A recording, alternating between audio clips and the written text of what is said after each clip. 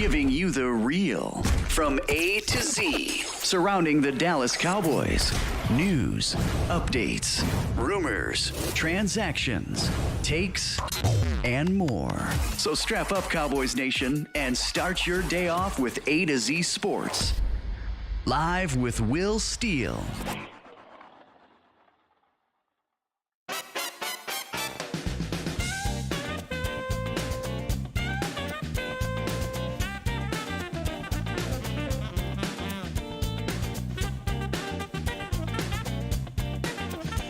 What's good, Cowboys Nation? Welcome to AZ Sports Live, presented by the Concord Firm and Boston Scientific, streaming live on YouTube and Facebook, and of course, on this beautiful award show day. I am your host, Will Skywalker Steele. Boom!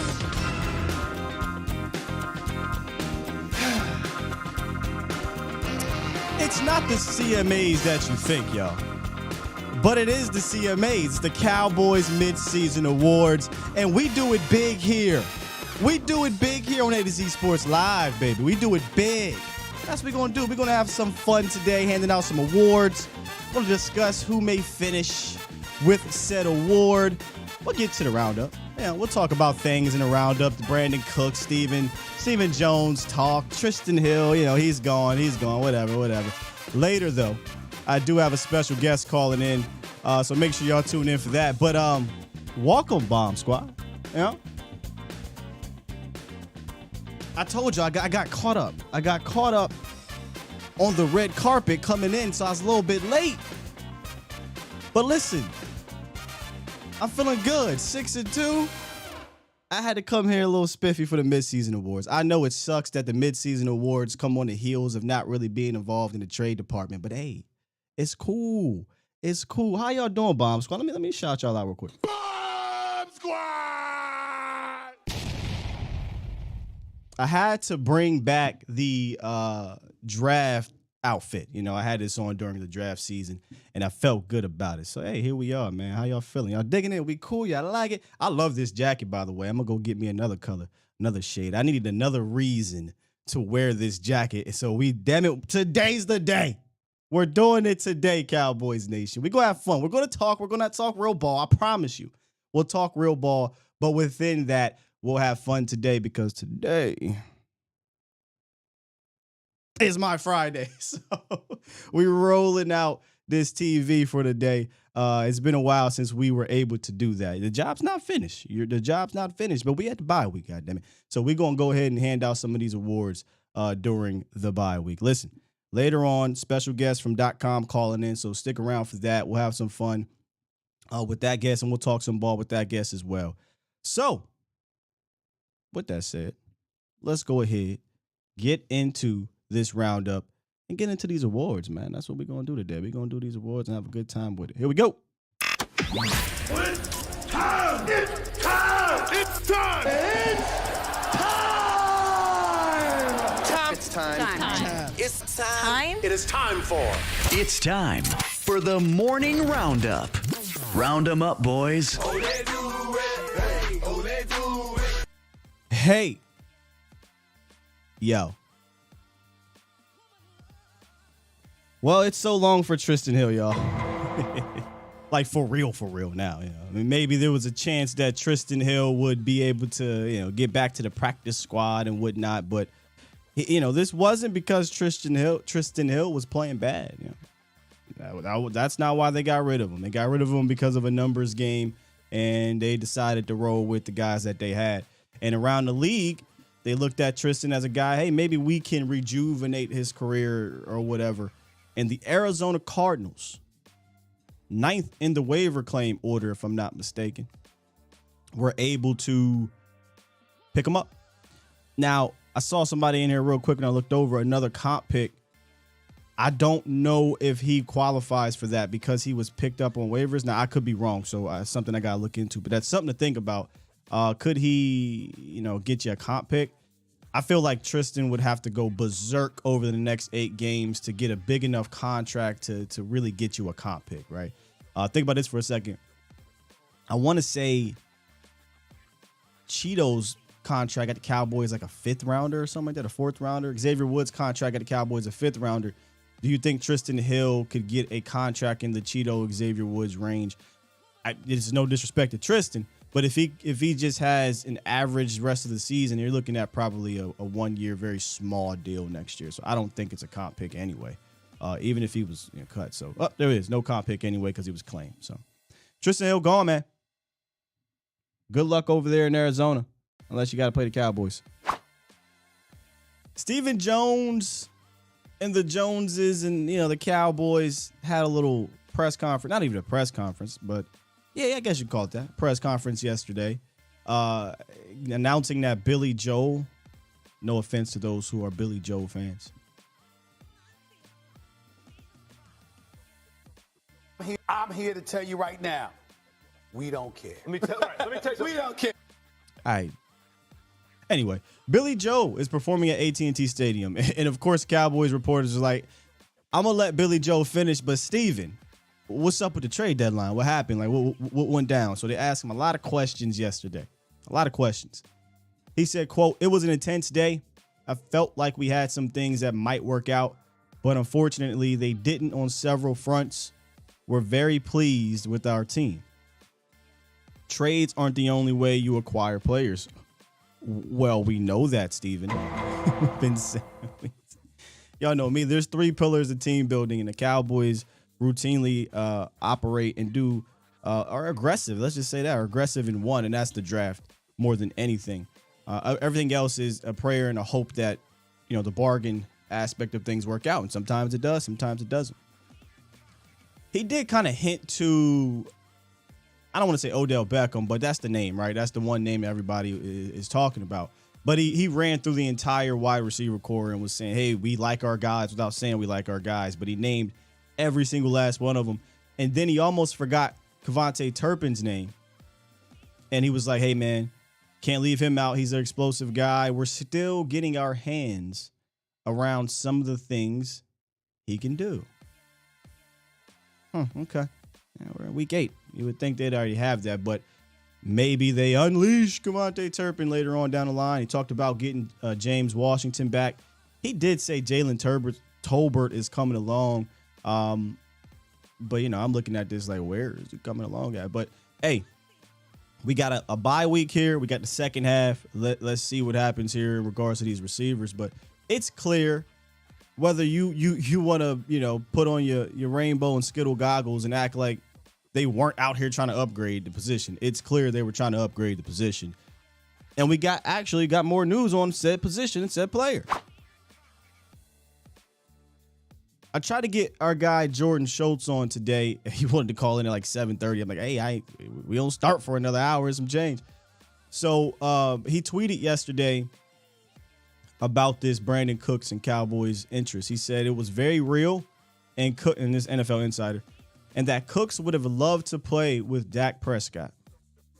Dallas felt Cooks was a great fit, so there was mutual interest all around, except the Texans. The key issue was the Texans wouldn't eat any of Cooks' $18 million guaranteed next season, which, again, once everything went through, that was going to be the big holdup. But the key phrase there, the key word there is next season.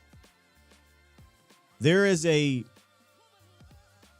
a block, man. And there's you can argue both sides of this thing, but there's a block with this franchise, with this guy here, Steven, where it's like, man, if it's going to eat into the pie next year and the next year, I'm just afraid to really pull the trigger on that. I'm just afraid, even if I know it's going to help me this year, because clearly they wanted to have him here. They weren't tripping about the compensation. It was the money. That damn pie, man. Steven, this is how Steven treats the damn pie, yo.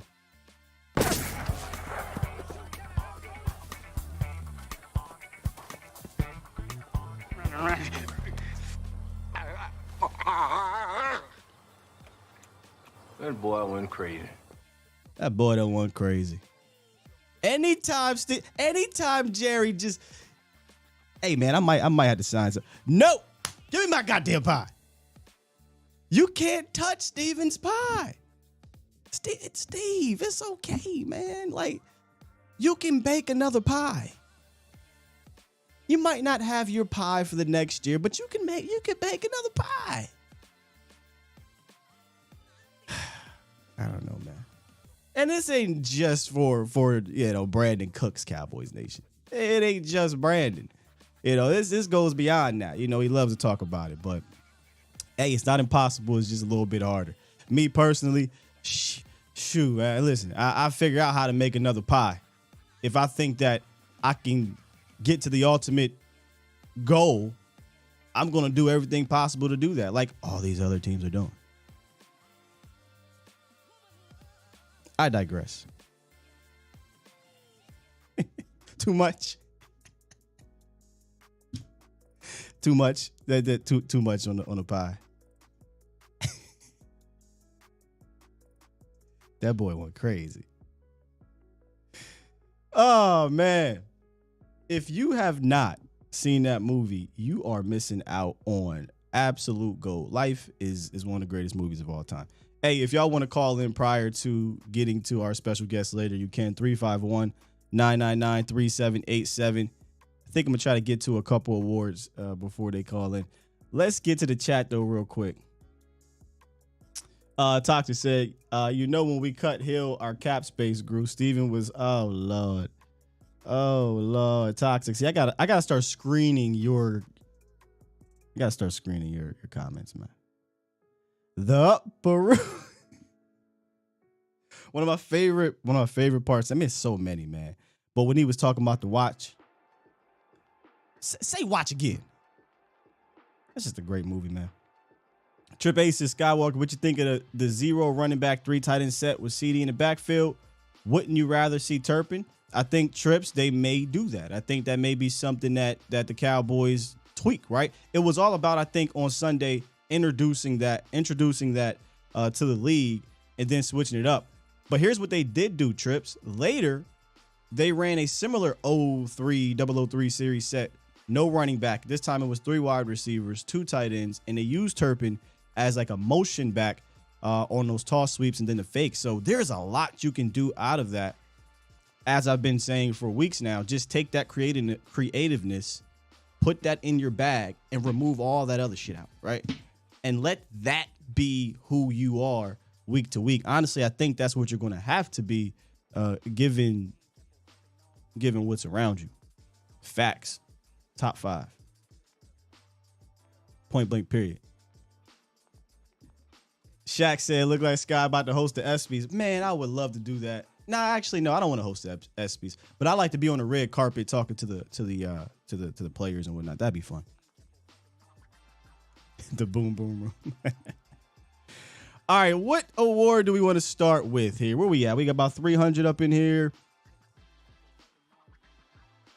We'll start with something relatively small before we get to the big ones. Cowboys Nation. So here's what we're going to do. I'll name the category here, and you guys can give me your players, and then I will reveal mine. So this first one I call the new kid on the block, a.k.a. our best free agent addition. Wasn't a lot. Really only comes down to 2 people here. Not a whole lot. So who do you think, Cowboys Nation, is the best free agent addition up to the midway point of the season? There's probably only 2. And that's probably Dante Fowler and Kevontae Turpin. Now, the candidates would be Fowler, Turpin, James Washington, which, let's be honest, he can't really be counted here, right? Ryan, Brett Maher. Those would be the addition. So it's really only 3. Maher, Turpin, Fowler. Who you guys got? It actually was a lot harder than I thought until I kind of said, all right, let me refocus and really look at, the kind of meat and potatoes of this particular edition here. A lot of love for Fowler. There's some up in here. Bit surprised on the Turpin. Bit surprised. Not a lot of Turpin dropping in here, Cowboys Nation. Now, Swain, I think this is why at the top of the show I said we're going to talk about the midseason awards, and then we're going to talk about who may finish with said award. Big Hank is a guy that I think could finish as your best free agent. You know, it wasn't a free agent though, Swain, but new kid on the block type of deal that's not draft. So the new kid on the block award for me goes to Dante Fowler. Again, not easy, Cowboys Nation. This one wasn't an easy one for me. I actually was about to pick Kevontae Turpin, but I had to say to myself, well, he hasn't scored yet. And I know he's made a couple plays in the kick return, the punt return, which is great, right? Given the opportunities that he gets. But Fowler plays a little bit more, and just from a production standpoint, he's been really damn productive, man. He's had 4 sacks on the season, 11 stops, a forced fumble, 6 tackles for loss. 6 tackles for loss is solid.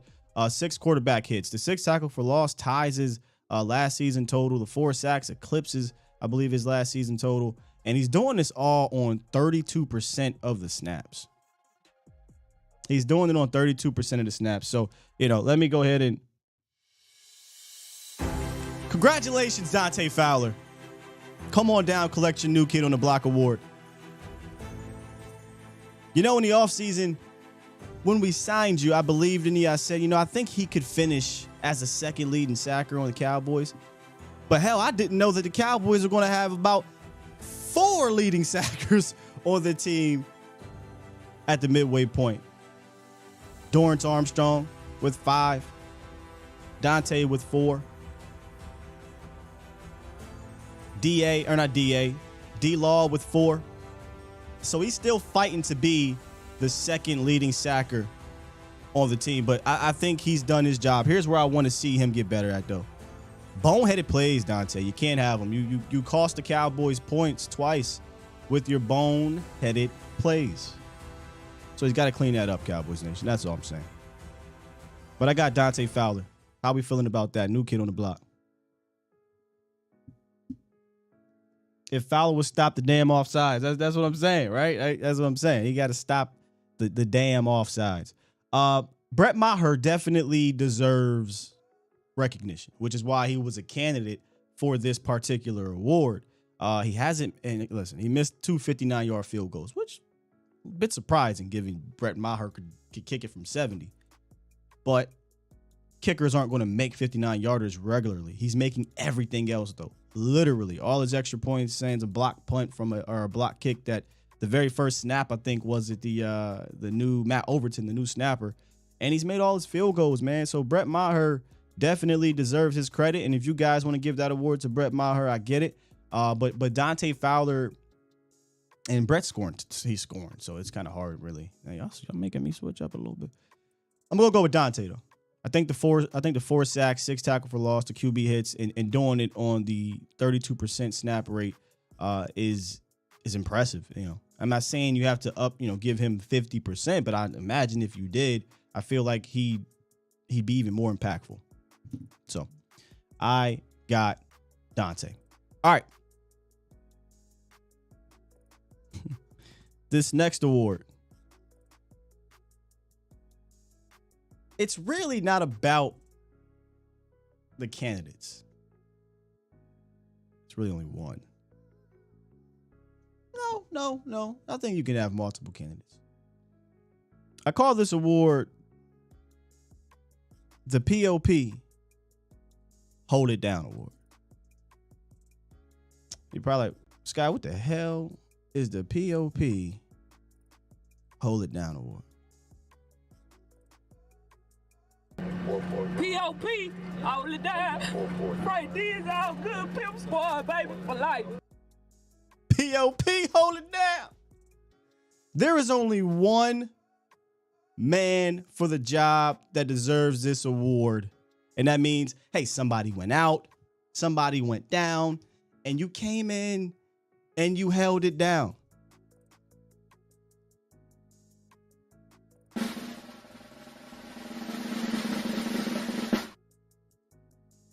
Cooper Rush, come on down, baby. This is an easy one. This is an easy one here. This is why I was like, it's not too many candidates. There's a few, maybe a few. But I have to give Cooper Rush his mid-season flowers. Listen, was he spectacular? No. But he very well could have went 1-4 in the process and screwed it up. He didn't screw it up, so he got to get his flowers. He held it down. So this one is for the Super Cooper Troopers. But no, in all seriousness, though, man, with that going down, a lot of us were down. Now, I tried my best to remain in the week-to-week process because and I'm glad, I corrected my lens in regards to the Cowboys that way, because I ain't gonna lie to you. If I didn't, I'd probably be like, well, let's get ready for draft season. Let's play the draft music. But Cooper Rush came in the next week, beat the Bengals, and that gave me all the confidence I needed week to week, and seeing the defense doing what it did, right? Didn't have a turnover until the Eagles game. Yes, Washington happened. Yes, teams dropped the interceptions. I get it. But they didn't happen. Like, it didn't go through. And because it didn't go through, that is one of the reasons why you were able to kind of walk away with some of these victories. So he held it down enough. He did his job. He got in there. He got out of there. We walked away with 4 victories while he was the quarterback. So I got to give him some flowers here. POP, hold it down, Mama. I love you.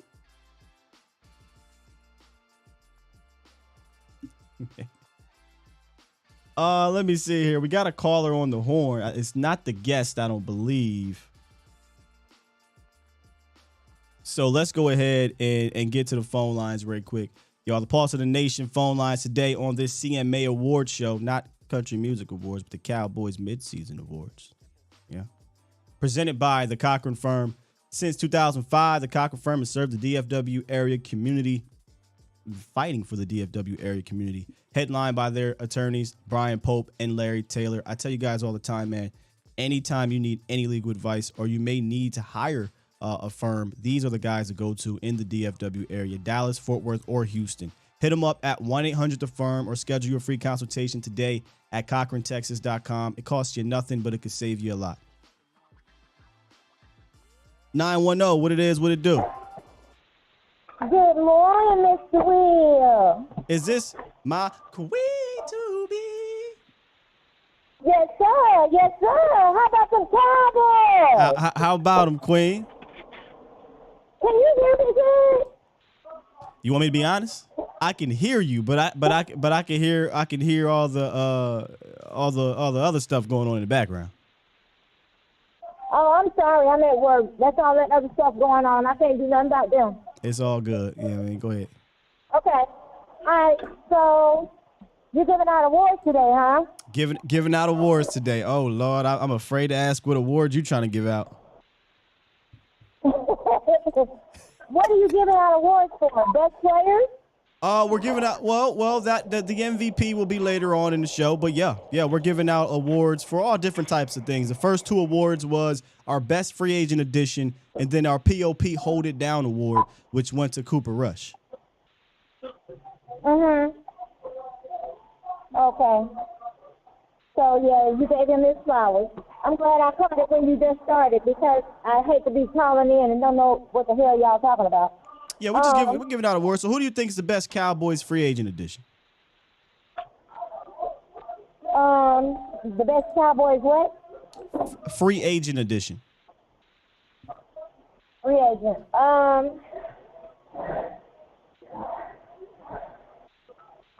Was Hank as a trade or free agent? Free agent. Kevontae Turpin, Dante Fowler, those type of guys. Dante Fowler was? Dante Fowler was a free agent? Dante Fowler was a free agent, yes. Can you hear me? Yeah. It's kind of muffled a little bit, and it's probably my earbuds. I'm sorry. It's all good. I said, wait a minute, you said Turpin. Kevontae Turpin was a free agent, yes. Oh.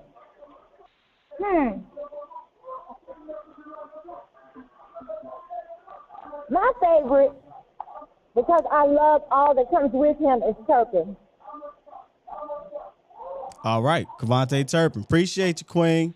I'm going to let you get back to it. Sound like it's real busy over there. Yeah, they got music, dirty rap, and all this shit over here. I don't like that shit. I don't want to hear that. Anyway, how about some Cowboys? How about y'all better let them hang. Thank you, Queen. I think she said KaVontae Turpin. Dang, so I looked in the chat and it's like, hey, Sky's hard to hear on the phone, so I'm in here messing with the audio. Huh. Y'all really can't hear me on the phone? Damn. I gotta fix that. I don't know why. But appreciate the call, Queen.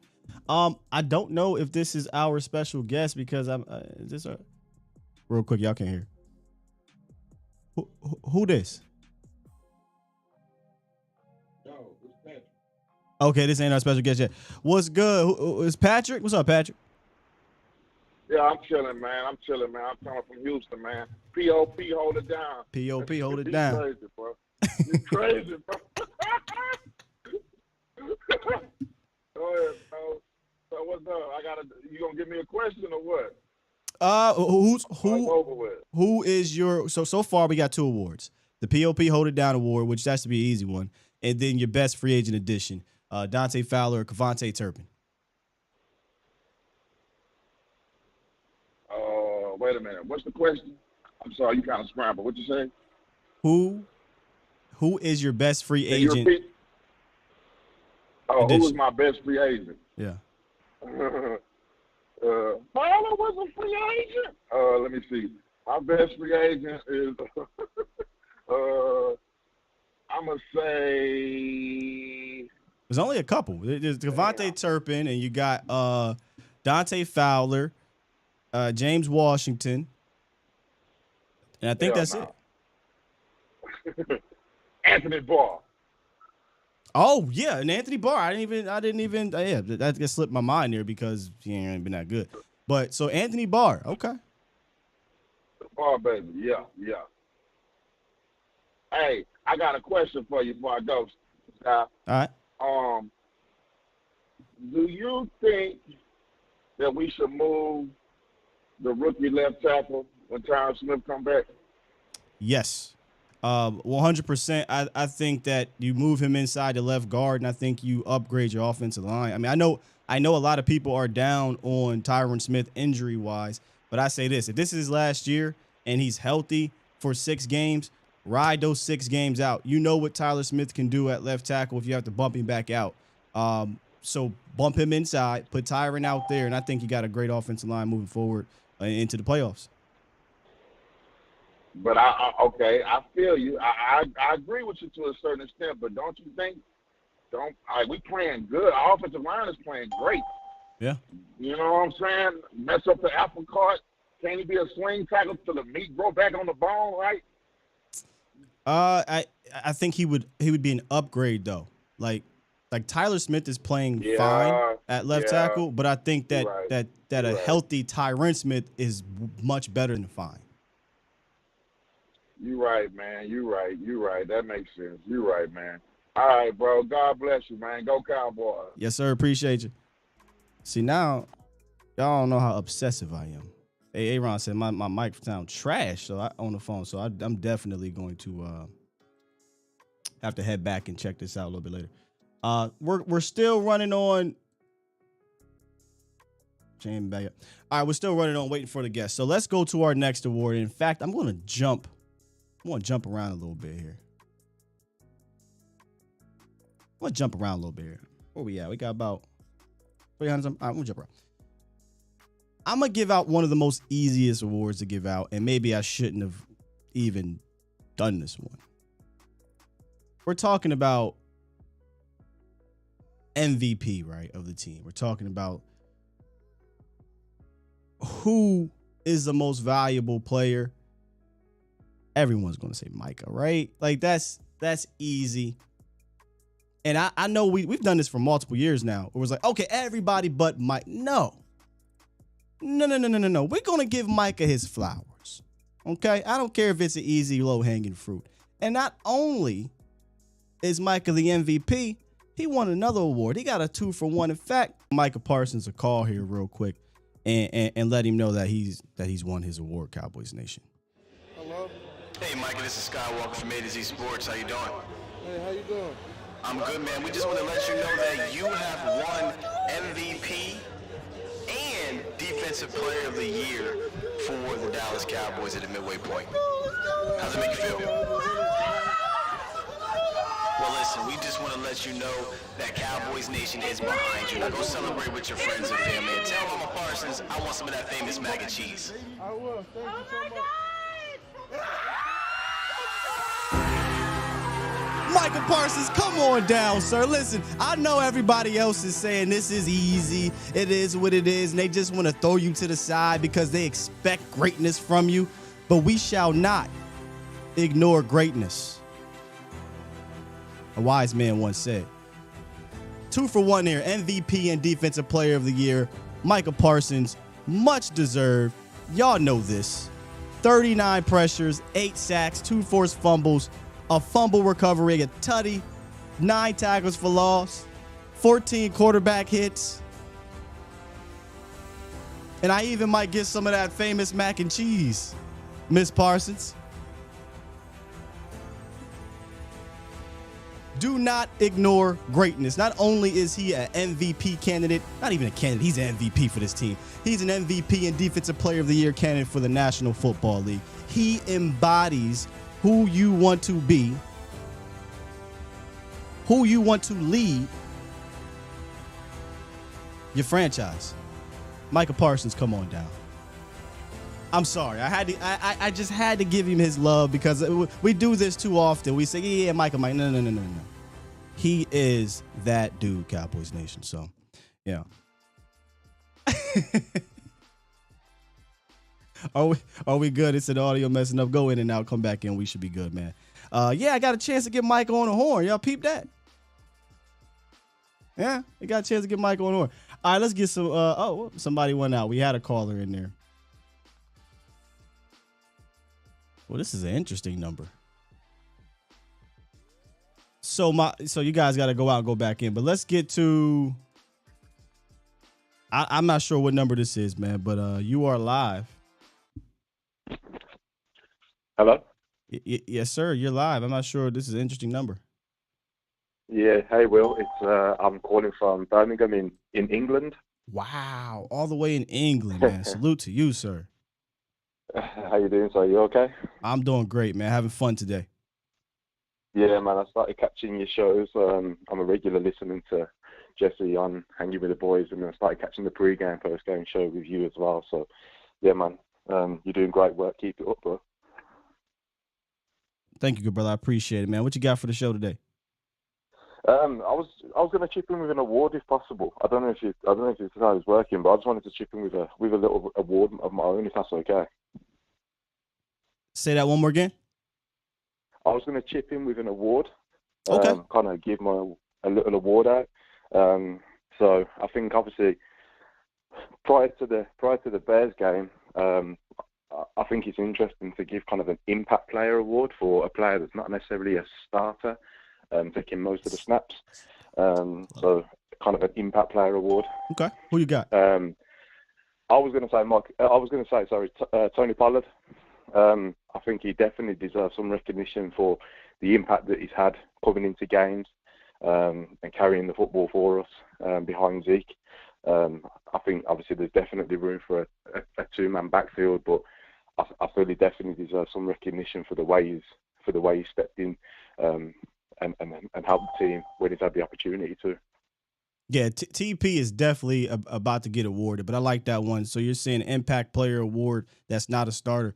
A lot of people will argue he should be the starter, but as long as he's getting the touches, I think that's what matters the most. And 15, I think, is that point where, he shouldn't have less than that throughout the game, because at any given point in time in those 15 touches, he can do what he's done about 5 or 6 times this season. Yeah, for sure. I think whenever he gets the football, something exciting is going to happen, and I think with his explosive speed and his vision, you can see that in the Bears game, the way he carried the football and found the holes in the cutback lanes. Obviously, I think he's definitely a weapon that we should be using a little bit more. But yeah, he definitely deserves some recognition for the work that he's put in so far. 100%. And let's go ahead and give him that recognition, man. What's your name? It's Andrew. Andrew, I appreciate you calling all the way from London. I'm not sure what time it is over there, but I'm pretty sure it's a different time than here. And the fact that you're up here tuning in from London is means a lot to me, man. I appreciate you. No problem. It's 2:30 in the afternoon, so yeah, okay. I'm good. But yeah, when I'm next back out there in Dallas, I'm definitely for a game. I'm definitely going to come and catch you at the pregame at the and Jesse at the pregame. So yeah, please do. Let's flick it up. Yeah, man, for sure. All right, take care, brother. Thank you, bro. God bless. Man, all the way from London. Beautiful, isn't it? He was on the horn. I meant to ask him, has he seen those memes on TikTok? How British people say things? They're funny. Those are good stuff, man. I can listen to British people talk all day, and Michelle knows this. I am infatuated with the accent of the British. I mean, it's great. Absolutely. He talked about TP, and y'all, I'm not even going to ask y'all, who you would give this award to. I'm just going to go ahead and give the award to TP. I mean, Offensive Player of the Year. Let's just go ahead and roll it, because this is without a doubt to me, Tony Pollard, man. Great segue. Appreciate you, Andrew. I like the way you dribble. Tony Pollard, man, I can't say enough good things about what he's been for the Cowboys offense. In honesty, in my opinion, he's been 1A. He has been the guy, the catalyst, the spark, the flash, the explosiveness, whatever you want to call it. In an offense that is not used to having one player do that, or in an offense that's used to being explosive, let's just be completely honest. Without Tony Pollard, it was already one of the poorer offenses, during that stretch. But without Tony Pollard during the Cooper Rush stretch, it could have been worse, right? Listen to Tony Pollard snaps, man. 81 attempts, 506 yards and 5 tutties. 6.2 yards per carry. Come on, man. That's insane. And he's doing it on 10 carries per game. That is insane.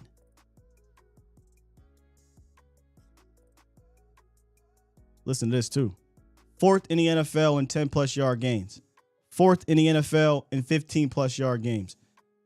His breakaway percentage, 2nd in the NFL behind Kenneth Walker, who was having a fantastic year. 7th in yards after contact. And he's forced 21 missed tackles. Let me put that in perspective. It's 21 missed tackles, right? Him and Kenneth Walker are the only two guys in the NFL to have 20-plus missed tackles and less than 90 carries on the season. I say it every Sunday. I tweet it all the time. Give the man the ball, period. I don't know how you're watching the first 8 weeks and we like, yeah, it's cool. 8 carries is cool. No. Never again. Not a running team. That's stupid. Not a team where you got a defense like this that you're never going to really be out of the game early on. That's stupid. TP should get 15 of those things. And let's see what happens, man. Offensive Player of the Year, Tony Pollard. Easy money, man. Easy money. 480, what's goody? What's good, Sky? How you doing, man? I just really want to know if we can get a word for Brett Maher coming back and doing his thing this year. Yes, not sir. really missing too many kicks. Yeah. No one really speaks about him. I just want to give him his flowers because it's way better this time around. No, you're right about that, That's man. all I got. No, you're right, man. We gave him some love earlier. He was the one guy we talked about, new kid on the block, free agent addition. If y'all wanted to give him that award, I'm with you. I would take it. But I picked Dante Fowler. That's who I had. But Brett Maher definitely deserves some love. Yeah. All right, thanks, guys. Have a good one. You as well, man. I almost did that AA Ron. I almost did Unsung Hero Award for Cooper Rush, but let's be real, man. People was singing his praises.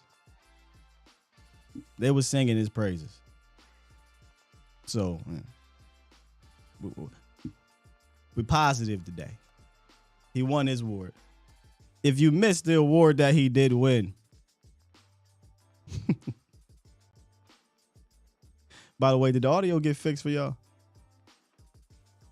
This was the award that he won. P.O.P. all the time. Right, these all good pimp squad, baby, for life. Pimp Squad for life, man. But we talking about one Tony Pollard.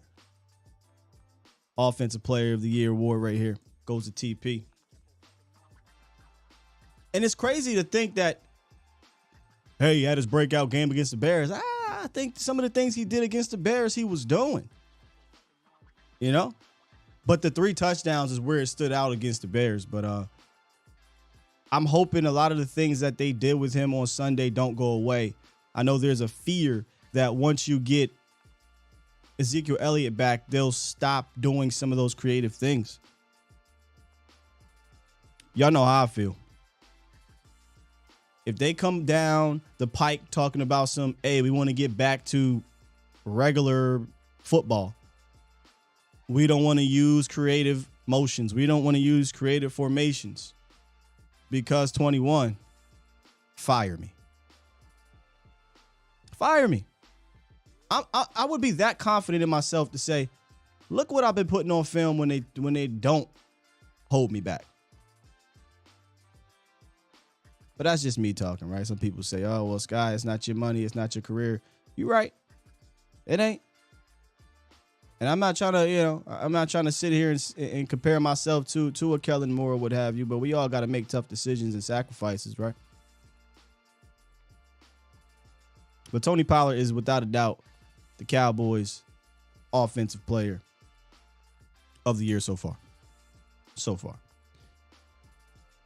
We got, how many awards we got left? Ooh, we got 2 more left.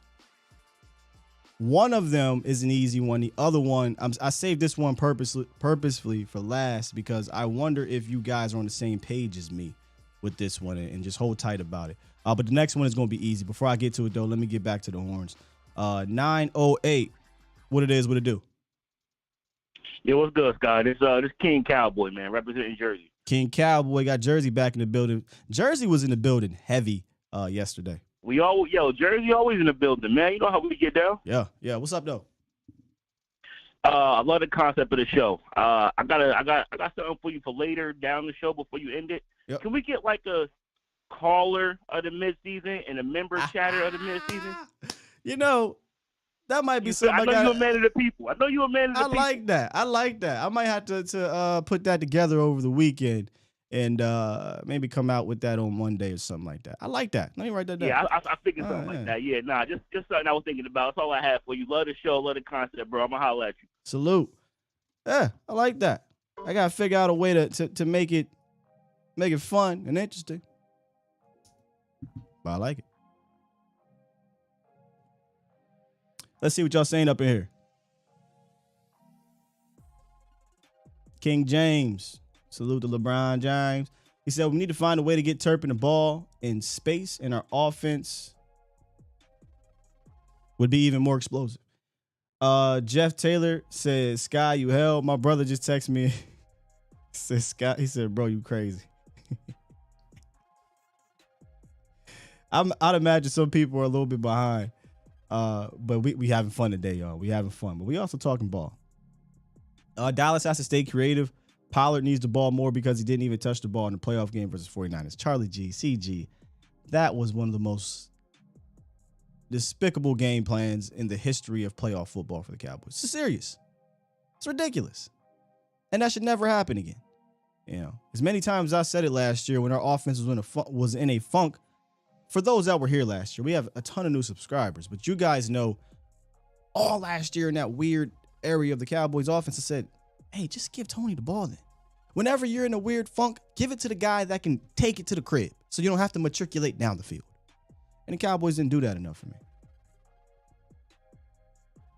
I would definitely have a stupid package with Turpin and TP on the field. And with those guys moving around. I'm not saying you got to do it all game, but you know how the Cowboys just rolled out that 003 series package?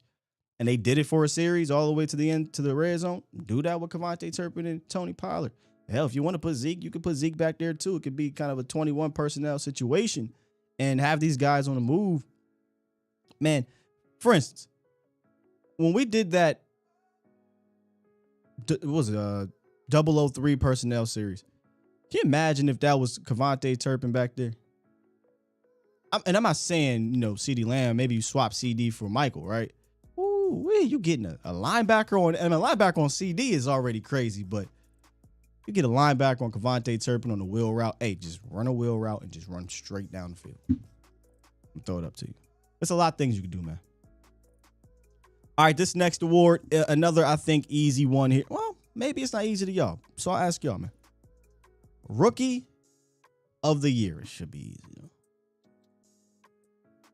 Rookie of the year. Obviously, the candidates are strong. Let me see if I still have this one up.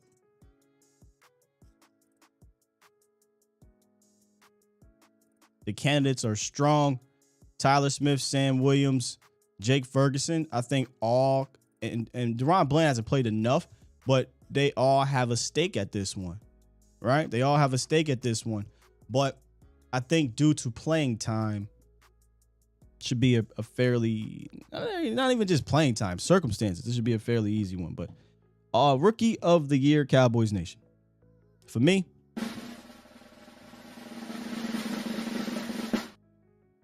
Tyler Smith. And respect to Jake Ferguson, though. Like Jake might not have the gaudy numbers, but Jake Ferguson is still getting busy as a blocker and a part of this offense. You could argue this is easy because left tackle was left tackle. Tyler Smith didn't play a snap of left tackle in preseason or training camp, and he had to move out to left tackle to, I don't want to say save the season, but to hold it down. He had to hold it down. So that's why he was a candidate for POP Hold It Down. And Tyler started off extremely hot, And I'm not saying he's playing bad now. I'm just saying he's starting this, it is what it is. He's a rookie. But still, he's not really a detriment to your offense, I don't think. So I got to give this one to Tyler Smith, Cowboys Nation. T-Dub said just off the utilization rate, which, again, by default, yes. But Jake Ferguson has also played a lot because he's in that, 13 personnel, 12 personnel, man. And when I think, again, another candidate for POP Hold It Down was Jake Ferguson. Dalton Schultz wasn't playing for a while. So I got Tyler Smith here. Who we got here? Tyler, hands down. Yeah, absolutely. Everybody on Tyler. Yep. Would anybody say, would anybody be mad at Jake Ferguson if he had got the award? Jake played a lot, man. And I think he's going to be a tight end 1 next year moving forward. In fact, maybe the Cowboys, maybe it turns into tight end 1A, 1B with those two. I'm telling you, man, those young bucks, Henny and Ferg, I would love to for those guys to be 1 more than 2. That makes sense. Yeah, how can you not say Tyler? Yeah, that's basically, I can dig it. All right. One more award, and then we'll turn to the chat and back to the phones. And I saved this one for last because, and shoot, let me make sure I even have it in here. Wait a minute now.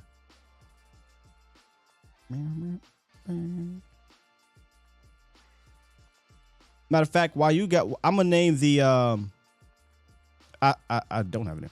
I'm gonna name the category, and while you guys decide who it is, I'm gonna make sure I plug it in here. Most improved player of the year. Most improved player of the year. You guys debate amongst yourselves here in the chat. I'm going to make sure I pull this up because this one is very interesting to me.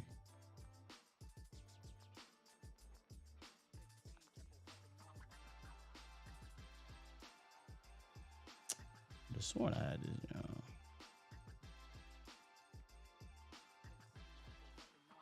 Huh. I didn't. But watch this. Because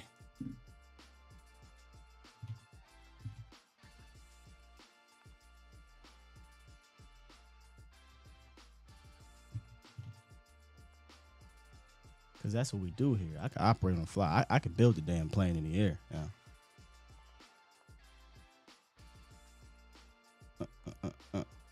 Maher, yeah, Maher improved. I give it to him.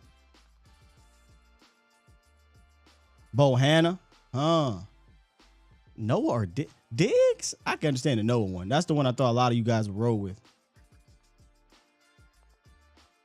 No, I don't have it as Diggs, which is crazy because I do have Diggs on the. I wanted to throw y'all off. I do have Diggs on the thumbnail. Okay, here we go. Gotta go Noah. Shout out to AJ Torres. Let me see here. Super chat. Says, Sky, is it bad that we want Sean Payton for the simple fact that I feel like he would replace Kellen as OC? I feel like he'd replace the head coach. I think Payton being here is more about the total as opposed to just the O. But shit, Kellen, keep doing this. I don't think you're gonna be worried about that. All right, here we go. So all right, I got it pulled up now. Dorrance Armstrong, Donovan Wilson. See, I have a lot of this is why this one has a lot of names and it's very interesting because yes, DA I think is a candidate. I think Malik Hooker is a candidate. I think Donovan Wilson is a potential candidate, but I actually not putting him there. I can see why you guys would, but I watched Donovan Wilson play out of his mind in 2020. So I don't think from an improved standpoint, that Dono was like a Pro Bowl type player, man.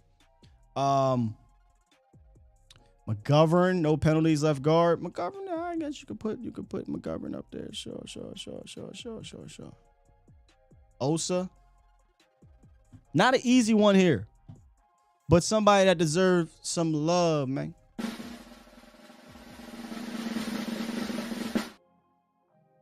Tyler Badass, aka Badass. I've got to give it to Tyler, man. Nobody's talking about center being a problem this year. And this actually extends further back. He had his issues last year for sure. But I think Tyler Biadasz has improved. I mean, literally he's improved in every single category you could think about. Run block, pass block, penalties. Think about this for a second. He was the second most penalized guy on this team last year. He had 11 penalties last year. You know how many he got now? One penalty. And listen to this stat, something that I posted on Twitter, and it's obviously continued ever since. That was a couple weeks ago. Tyler Biadasz, and I know you can say, well, it's center, Sky. Sure, you can. But Tyler Biadasz has not allowed a sack in 1,161 pass blocking snaps.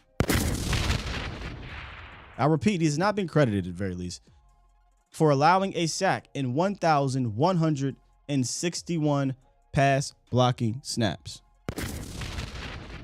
That's a hell of a stat, man.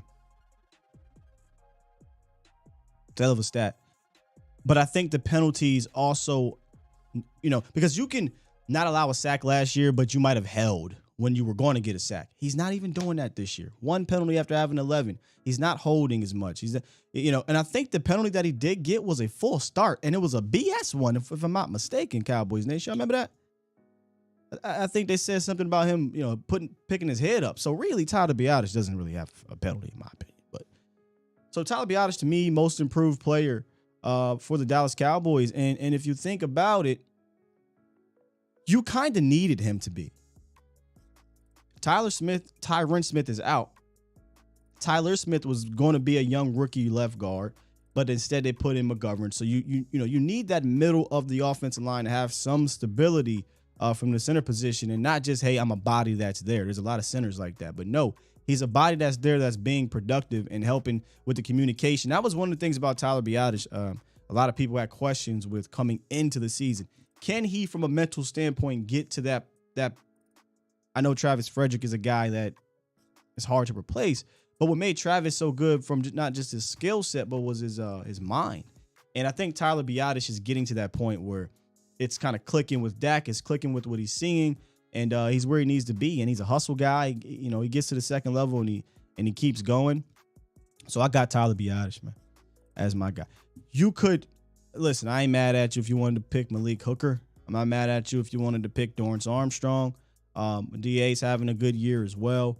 I just think that, Biadasz, and I think it was somebody, I hate to say the Eagle player, but who said offensive linemen have to play every single play.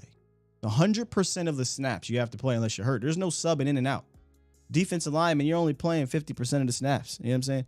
And so that's why I gave it to Biadasz, because he has to be out there every single play. There's no break in regards to some of these other guys who may have been most improved. So Aaron says Steele. The reason why I don't pick Steele, because I thought Terrence Steele was balling that right tackle last year. Has he gotten better? Yeah. He absolutely has gotten better. But I wanted to kind of give a little bit of love to Tyler. Well, funny you say that, El Tino. I don't got a graphic for it, but I do have him on my list. Assistant Coach of the Year. For me,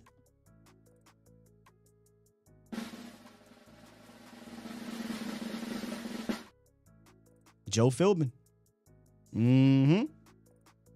Joe Philbin. It was rough in the offseason, man. Because I thought Joe deserved some credit in 2020 because of all the things that was getting thrown at him. And a lot of people said Joe had nothing to do with Terrence, and maybe that's true, but he did develop. And then in 2021 happened, which was a mess from the in and outs and all these things, and he got COVID. Joe was ready to get that. They were ready to get Joe the hell up out of there. Is it okay to give Joe Philbin some credit now, though? I mean, Tyler Smith is coming along, but not having any reps at left tackle to be able to kind of hold it down enough for the Cowboys to work. McGovern goes back in as after his injury, struggled a little bit, but he's getting it together. Tyler Biadasz is improving. Terrence is Terrence. Zach is Zach. But as a whole, because individually these guys can do things and be good on their own, but as a whole, this offensive line has been fine, y'all. I'm not saying it's 2016, 2014, right? It's not that, but from a run blocking standpoint, the Cowboys can do what they want to do there. And I gave credit to Lunda Wells, but we got to remember the tight ends have to do some offensive line things too. They have to work in connection with Joe Philbin. So I gotta give Joe the nod, and I'm a big Joe Witt fan. Seeing how these safeties are playing, he's my favorite defensive assistant coach on the team. But I think Joe Philbin has to get some credit here, man. The Cowboys, it's not like they're getting sacked a lot. It's the pressure. Listen, the pressure may come, like the pressure has come throughout the season, but I think they're doing a good enough job here, Cowboys Nation. So I gotta give Joe Philbin some credit, man. Lunda Wells, I gave Lunda Wells a shout out on Twitter. I think he definitely needed a shout out, man. Jeff says, how you feel about McCarthy being MVP? Well, unfortunately, Jeff, AD does not. AD is a quality defensive assistant coach, and AD learns a lot from Dan. I think the problem is Dan works so much hand in hand with them that the AD does get a little bit overlooked there. But the problem is, Jeff, the reason why I can't give him that award is because that award goes to Micah Parsons, and we called Micah earlier. If you missed the call, man, here it is. Hello? Hey, Micah, this is Skywalker from A to Z Sports. How you doing? Hey, how you doing? I'm good, man. We just want to let you know that you have won MVP and Defensive Player of the Year for the Dallas Cowboys at the midway point. How's it make you feel? Well, listen, we just want to let you know that Cowboys Nation is behind you. Now go celebrate with your friends and family and tell Mama Parsons I want some of that famous mac and cheese. I will. Thank you so much. Man, I didn't expect them to be that excited for the midseason award, but hey, man, who's not excited when you get an MVP award? Yeah. Who's not? Los, what's goody, man? Good morning, Sky. I'm gonna make my phone call quick, man. Okay. I think your award system was right spot on. I think Tony Pollard has to be the offensive player of the year because I mean, without Tony, where's our points coming from? You know. Right. So I mean, he's a big part of the Brett reason Maher. why we had Brett Maher. Yeah, that's where the points is coming from. He hasn't cost us a game, so I mean, as long as the games don't go to field goals, I mean, I'm happy about that. But I mean, Tony Pollard is, you know, a beast guy. As long as we get him more touches, we should be fine. Yeah. And we already know Micah's going to be the offensive player of the year. And you're right about Biotish. The less we hear about an offensive lineman, that's what we want. We don't want to hear no names in offensive line because if we're hearing about you, that either means you're either holding, you're making mistakes, or anything. So I think Biotish being on the lay low was, you know, it's everything we needed, especially on the center side. The center is a very important key to, you know, the whole offense. So you got to give him his credit there. 100%. So my whole point is, let me say it with this: Kenneth Walker. I don't know which round we got him in, and this is just, you know, make believe land. But man, if we had Kenneth Walker, it would have eased me my thought of, you know, about, because I'm not trying to get too ahead of ourselves, guy. I'm not. But I don't know what's the contract with Zeke or Tony. And if Zeke or Tony leaves next year, man, someone has to haul it and rock it. And I don't know Stephen Jones is willing to pay Tony what he wants. So my idea is if Tony's asking a lot, which he is going to be asking for, not the very max, but, you know, he's going to be asking for what he deserves. And if Stephen Jones doesn't pay that, man, it's going to be tough for, you know, to have a good quality running back like Tony, you know. So that's all I got to say about that position. But, man, oh, man, that would have been the best case scenario what we needed offensively to control that running game. So that's all I got to leave, Scott. Man, appreciate you, Los. I don't want to get too far ahead, like you said, in the offseason, but if it's one position I think you can plug and play and get a quality guy in day 2 of the draft, is running back, right? And that sucks. Nobody wants to see Tony Pollard, or some people do want to see Zeke go. But I think you can get a good running back to plug up in here. But, hey, we finally got our guest on the horn. So, listen, here's what we're going to do. Take a quick little break. Been a fantastic show.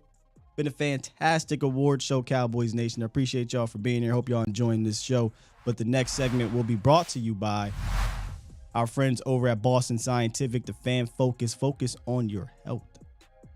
In the U.S., more than 39 million men suffer from ED. Boston Scientific created edcure.org to help you find your best cure.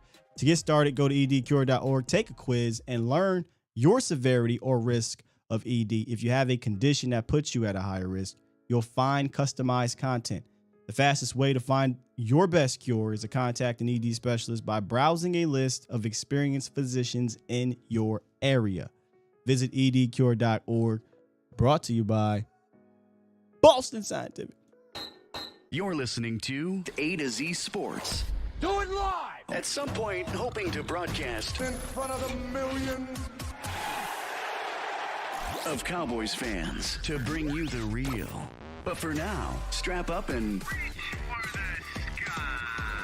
here's your host, Skywalker Steele. I'm Luke Skywalker. I'm here to rescue you. We'll do it live. I had to go to the table. Shout out to all the winners.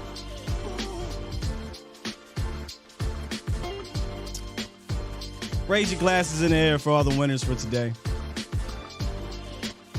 After this call, I do want to have some more fun with y'all in the chat and get y'all opinions on some other things here. Good timing. Let me see here. Let me see. Here we go. We do have our special guest on the horn who forgot all about me, but it's all good, Cowboys. Hold on. I got you. It's all good, Cowboys. Let's welcome in our friend of the show, the one, the only Miss Aisha Morrison of Girls Talk, Boys Talk on DallasCowboys.com. What's up, Aisha? Hey, guys. Good morning. Falling asleep on me, man. Man, listen, I had my alarms. Hey, listen, I'm going to be, to all my people out there that struggle with ADHD, I feel you. I'm here. I had my alarms on PM. Listen, don't do me like that. But, hey, guys, how's everyone? How you doing this morning, Sky? I'm doing amazing. We are having a fantastic show today. Passed out a bunch of awards.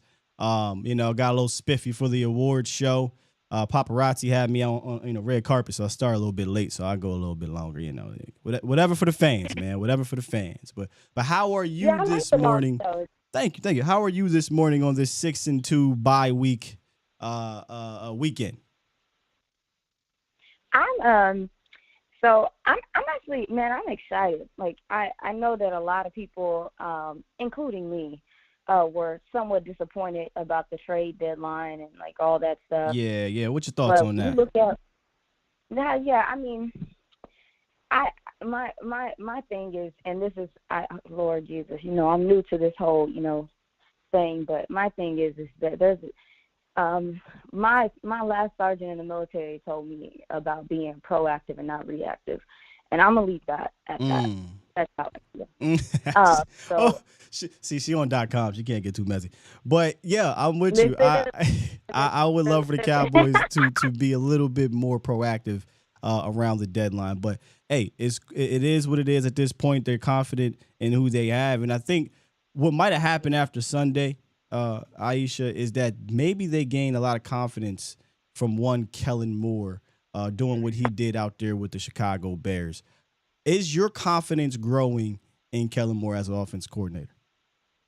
Absolutely, Scott. I mean, when you look at some of the things, even when Cooper Rush was playing, some of the things that he was doing schematically, like he was scheming guys open. There was opportunity there, but I'm more so impressed with that from what I see from Kellen in the run game. Like, that was something that we've talked about I've heard you talk about multiple times.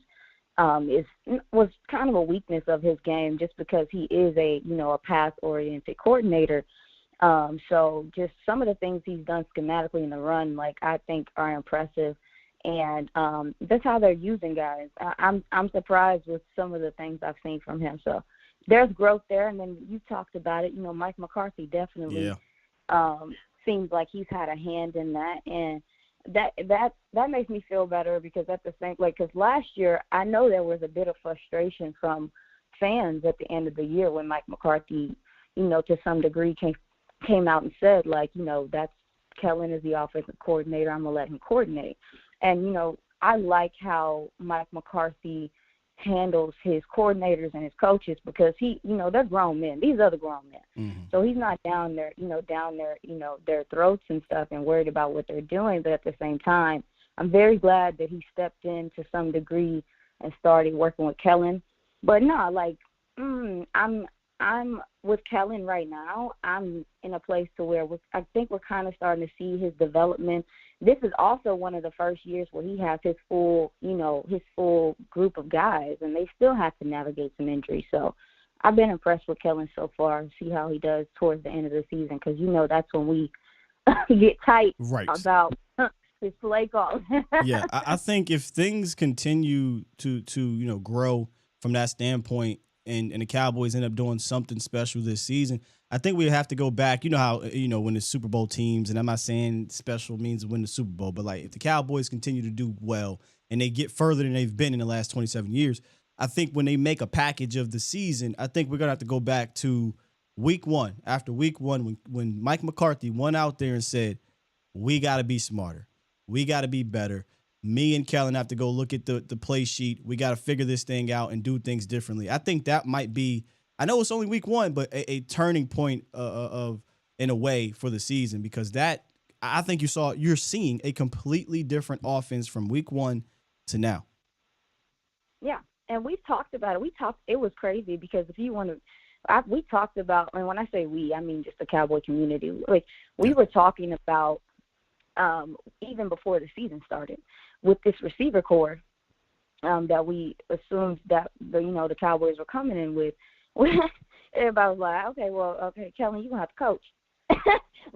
You're going to have to, there has to be, because the difference between last year and this year, specifically from the receiver core, is that, you have to scheme some of these guys open. You only have one guy that can get maybe open on his own consistently and semi-consistently, and that's CeeDee Lamb. So I also think we talked about it, is kind of simplifying to some degree the offense and Amari Cooper kind of being taken away as an option. It sucks, obviously in theory, but I think that it's caused this offense and Kellen to have to say, okay, I don't just have the talent of guys that can just route guys out, route guys up and get open on their own. I have to do this. But honestly, I think we all got to sit back and look at this offensive line and say, we didn't expect for this offensive line to play this well.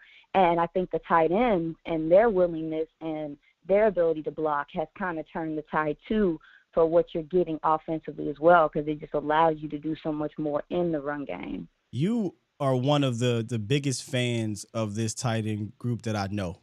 Henny and Ferg. Yeah, Henny and Ferg is definitely picking up steam on the Twitter world, man. Talk about why you like these guys so much. So I had the dope opportunity to meet these gentlemen, and I can't wait to catch up with them next week after the bye. But they are just too, so in football, there's so many relationships that you build. And it's I always compare so much of football culture to military culture. And I only say that just because you're with these guys all day, every day. You spend a lot of time with them. There's real bonds that are made with some of these guys in the locker room. And if you take the time to look at Haley Sutton's interview with Henny and Ferg, shameless shout out to my girl. They talk about their friendship. These guys got matching tattoos. And so I think that what you see from them a lot of what you see from them on the field is the fact that they're like-minded gentlemen.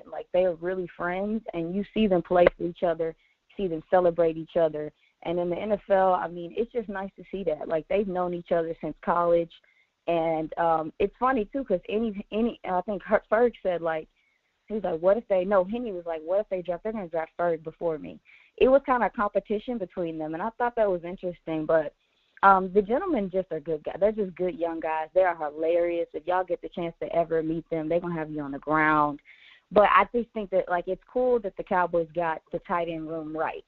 Right. Because, we've been kind of looking for that tight end room to be solidified since the loss of Jason Witten. It's kind of been up and down since then. And you look back to Blake Jarwin and Dalton Schultz, we were looking for them to be a tandem.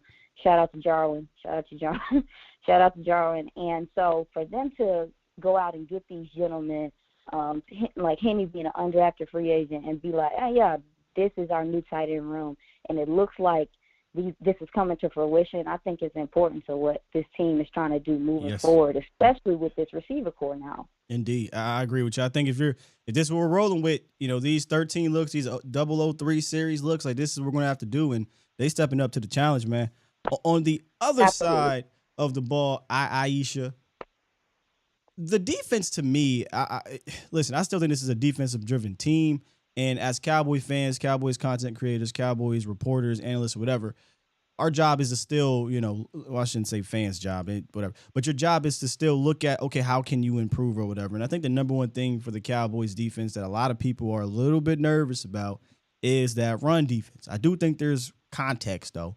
But what is your kind of overall thoughts on the Cowboys run defense? Are you concerned there?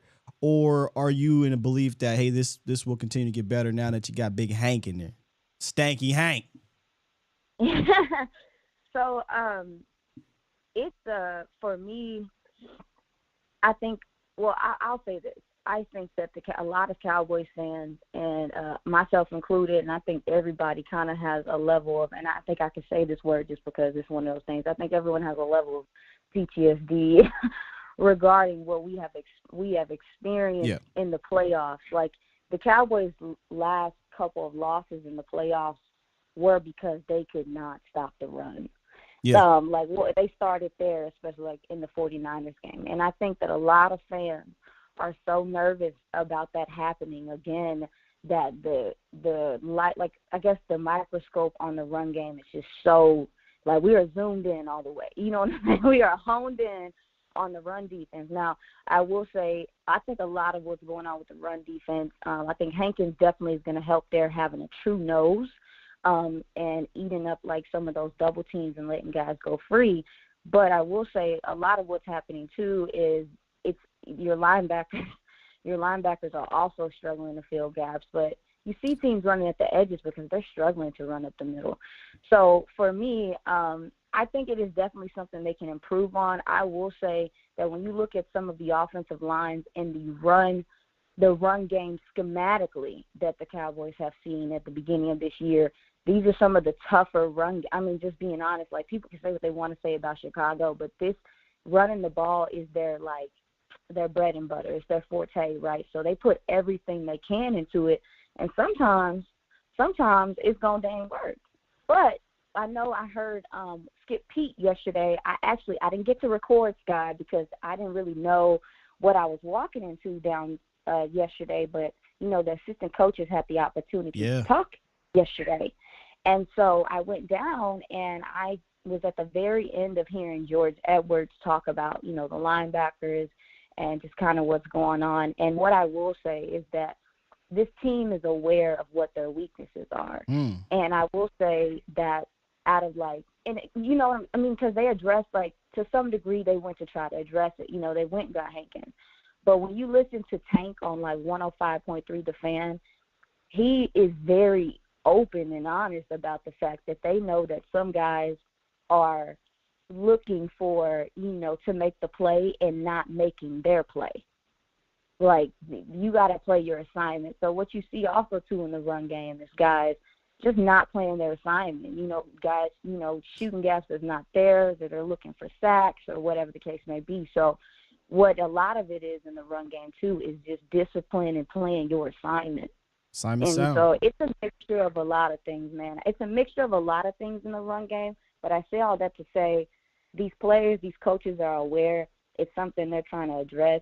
Do I think it's going to kill you down the line? I'm not 100% sure it's going to kill you down the line, Sky.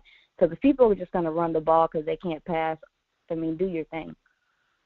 Yeah, I'm with you. I think it's a handful of things that the Cowboys are aware of, and I think they can fix them. I think they do have the in-house, you know, ability to fix them, whether it be personnel or whether it be remaining sound, assignment sound. And when you said that, I thought about the Eagles game.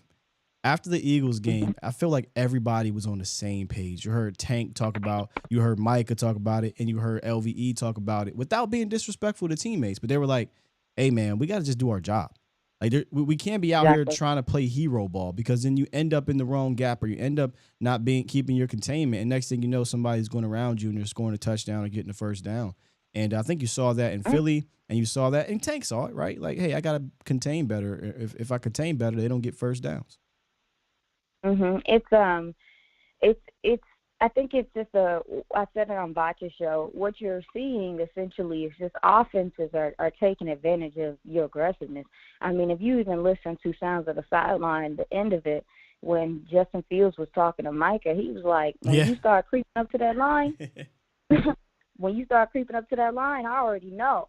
And it just lets you know, like, when we talk about, and we talk about the Cowboys' speed, it's the defensive speed is insane.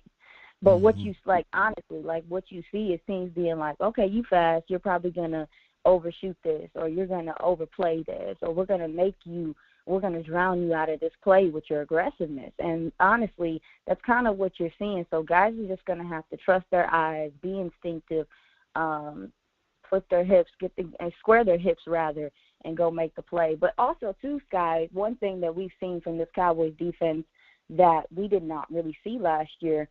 Missed tackles. Like, let's call it what On a it is. consistent Last basis, year, yeah. absolutely. And I think some of the missed tackles too, when you start looking at it, are a product of the secondary having to come up and tackle, but because your second level guys aren't getting there. So Right. This is a team sport, it's a machine. So when guys start playing their assignment better and lock in, then you'll start seeing some of those things improve. So with the run game, they got time to get better. I think Hankins is going to help.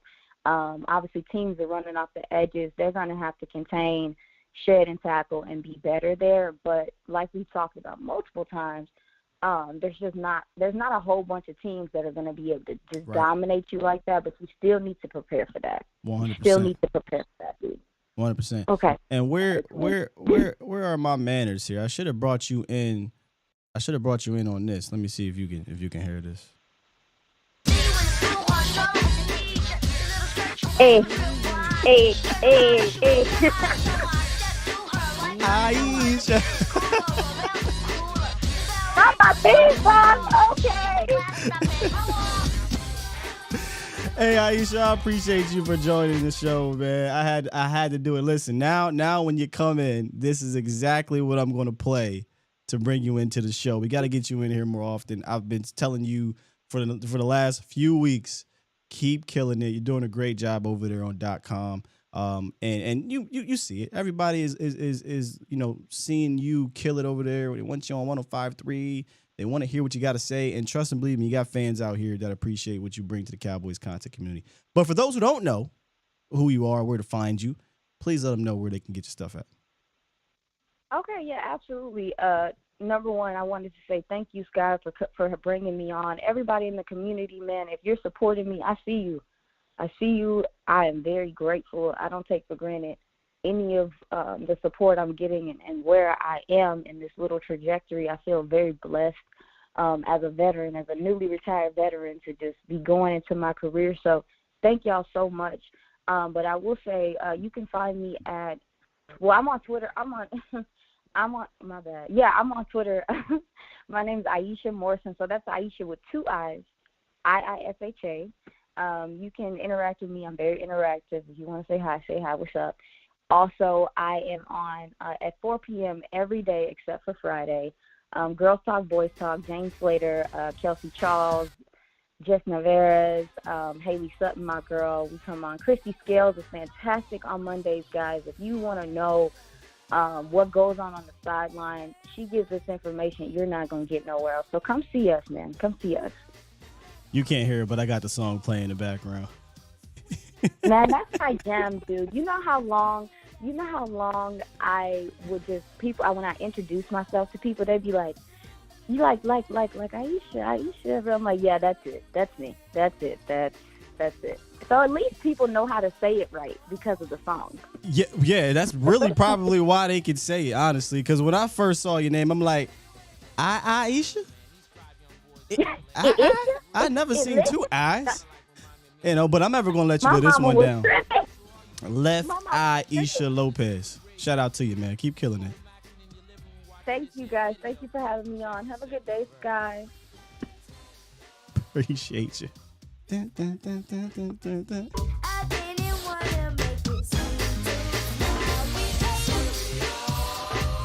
Nah, we done. All right, YouTube is going to cancel me today, y'all, but it is what it is, Cowboys Nation. Shout out to Aisha of DallasCowboys.com. One of the most knowledgeable, young, newer, whatever you want to call it, Cowboys content creators, reporters, analysts, however you want to do it, out there in Cowboys land, man. And if I get canceled because I played this song, Aisha owe me. That is a jam, and they don't play that they don't make songs like that no more, man. They don't make songs like that. Dang. AL, relax. He said y'all ain't touching my footwork. I don't know if Michelle up in here, but listen, man. I can do my thing out there, dog. I'm just saying. I can do my thing out there. Don't get twisted. I might be old. Might can't do everything out there no more. I can do my thing out there, dog. We are towards the end of the show here. We are in overtime. And here's what I want to do in overtime. I did all the awards. We went through them all.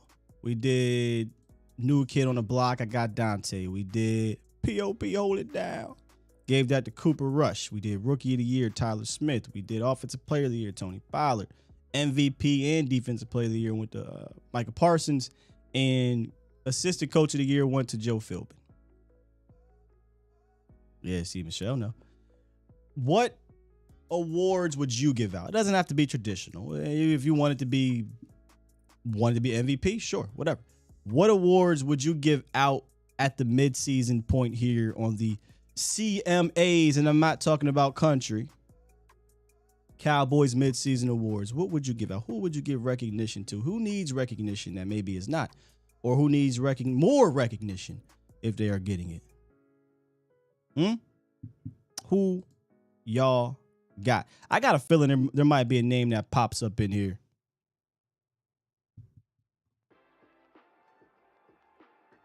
Most improved. Most improved we gave to Tyler Biadasz. We gave that to Tyler Biadasz. Which there was a lot of candidates. Honestly, that might have been the award with the most candidates on today's show.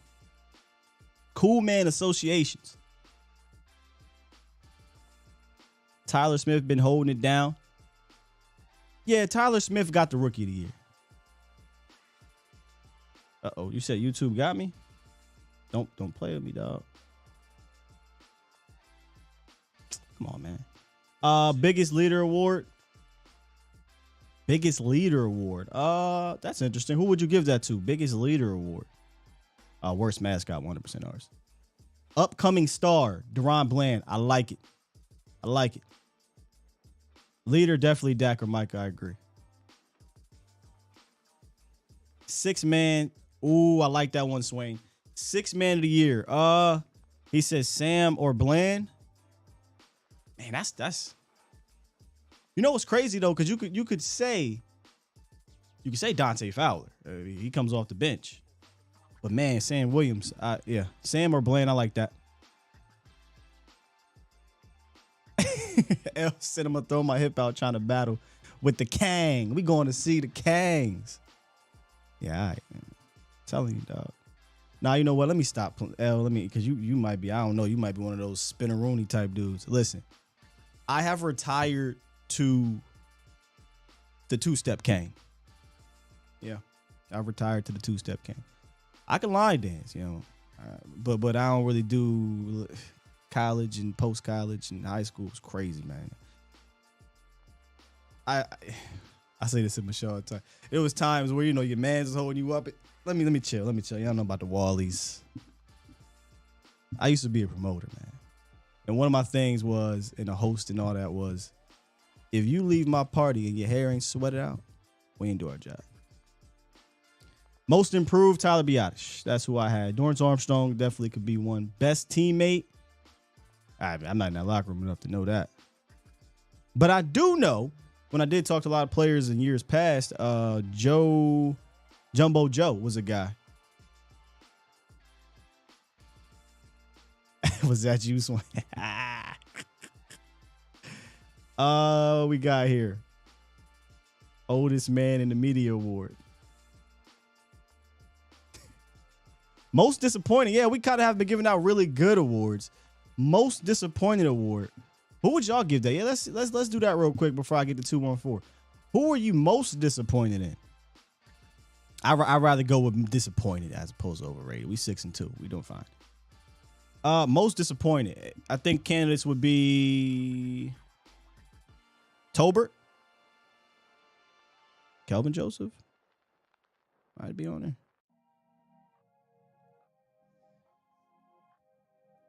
Are people disappointed? Nah, I'm not gonna say that name. I was just about to bring it up, and then because I'm not disappointing him. Somebody brought up CeeDee Lamb. I don't think you could put him up there. CeeDee Lamb is top 10 in the league in yards with Cooper Rush as a quarterback for most of the games. So, Gallimore, definitely, Twan. That is definitely one. I am a little bit disappointed there. So I got Kelvin Joseph, Jalen Tolbert, Gallimore. I had to pick on this one, I would say Gallimore. Let me give you my reasons. Nah, Schultz been killing it with Dak back in there. Ooh, wait a minute, J-Ron. That's interesting. J-Ron might have to be put on here. And there's no offense to J-Ron, just getting hurt, and then when he came back from his injury, wasn't that great? I'm gonna go Gallimore though. Here's why I'm not gonna go KJ and Tolbert and AB. KJ and Tolbert, we didn't expect to be the starters or what have you. Tolbert, I expected him to be doing more than this, but he couldn't beat out Noah Brown in training camp. So it wasn't a surprise to me that Tolbert wasn't going to be doing what he's doing. AB was what he was last year. We were hoping he would just maintain that. He hasn't. So you could argue that definitely disappointed. But I expected Gallimore to take another step, right? I think we all saw AB take that step and was just hoping he could just maintain that step. Gallimore didn't take that step, though. Gallimore didn't take that step. Nah, not the country two-step, man. I'm talking about the two-step with some flavor to it, but yeah. Shout out to Sully for the $2 donation. Appreciate you, big dog. Super chat. He says, look up the Park Heights strut. See if you can do it. Park Heights strut. I got you. Hold up. Got you. 214. What it is, what it do? What up, man? How's your day going, bro? How's it going, 6-2? Man, my day is going well. Mid-season award show has been a success. I might have to bring this back next year. I had a good time with it. Hell yeah, you got to bring it back every year, bro. I'm proud of you. You're doing good. So in terms of disappointments, I really do feel like I wouldn't say the Anthony Brown, CeeDee Lambs, Neville Gallimore's are, I guess, disappointments. I would just say, they've been decently underwhelming. You know what I mean? Like, Brown has not been playing bad, but he had a really good training camp as far as and I haven't really been seeing it this year. I felt like he was going to get, 4 interceptions type of thing this year, but he hasn't been bad. I feel like the only piece on our defense that's been bad is maybe our run defense, but I wouldn't say bad. I think just middle of the pack. We have such high standards for this defense that I think that giving up decent yardage in the ground game makes us feel like it's horrible. You know what I mean? Yeah, I don't think it's horrible. And I've been on this train for a few weeks, and it's been getting harder and harder to defend it because when you look at the total rushing numbers, you're like, well, Sky, 240 rushing yards, but context, right? In regards to the Bears, their running backs averaged 2.75 yards per carry in the first half of that game, and the only reason why that number jumps up in the second half is because when the Cowboys were winning by 20 points with 5 minutes left, Herbert rushed for 36 yards. So it's not like the running backs were killing you. What was killing you was their quarterback who rushed for 90 yards, and almost all of it came on, runs outside of the pocket from passes, and then the jet sweep. So think about this for a second. 90 yards from your quarterback, 33 from a jet sweep to a running back, and then 36 at the end of the game where you were up by 20 points. The game was over. And it was 5 minutes left in the game. So it looks bad from a distance, but when you put a magnifying glass on it, I don't think it was as bad, man. I don't. No, I don't think it was as bad either. I mean, like, a lot of people's negative arguments and bashing of Dak, if you think about it, like, in the past have been like, oh, all of his stats and yards when he was having that great year last year were, oh, they're against bad teams in garbage time, or they're having to come back and it's garbage time yards and touchdowns and points. But, I mean, the way I looked at the yardage thing for running is, like, the Bears were running the ball decently well on us in the second half, not just like you said in the first half how it was going, but, like, they didn't stop running the ball. That's all that they can do. So it's like that's their garbage time. This ain't your fault, but your phone just keep crackling, so I gotta let you go, man. But I appreciate the call. Yes, sir. Good going. Thanks, man. Yeah, the phone was, I don't know if it was doing that for y'all, but it was crackling in my ear here. All right, we got 2 more left. Well, we're going to end it with Deshaun. Hold on, Deshaun. Hold tight, brother. Let's get 931. What's goody, man? And not much, man. Hey, I caught the tail end of this, so I'm gonna be kind of quick with what I got. Okay. So as far as like disappointment, or I really don't like the word disappointment because I don't feel like this team's really been disappointed. But underachieving, would you go with Simi? Because like who? He was thrown. He's been tossed in. Who? I can't hear you. I'm sorry. Hold on a second. Okay, can you hear me any better right now? I just didn't hear the name. You said for most disappointing or underachieving. Who did you name? Oh, I said, will we go with like Simi? Because like oh no, when they gave him giving him a portion of a chance. When it was literally just CD and everybody else, they were trying to throw everybody in there, to see who would actually excel. And like Simi was like somebody that we were hoping for, and there's nothing there. I just don't see how a fourth and really the fifth wide receiver can be considered disappointing. I'm not. What are you expecting out of a fifth wide receiver? You know what I mean? We went into the season. He was literally your fifth wide receiver on the depth chart. Like Dennis Houston and was getting ticked before him. So like what?